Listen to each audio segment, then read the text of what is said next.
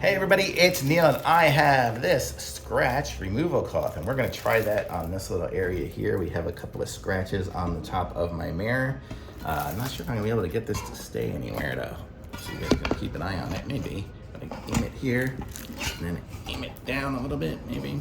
Let's see what we got here. Okay, there we go. So let's try this out here.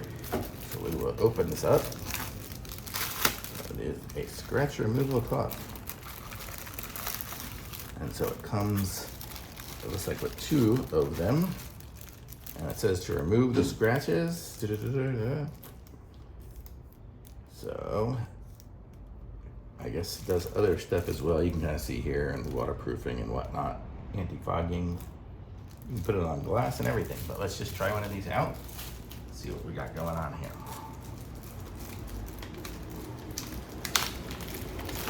So inside, comes with this.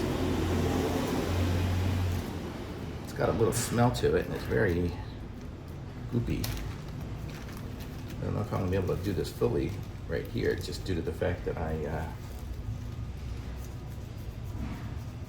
see what we got here. Let's see.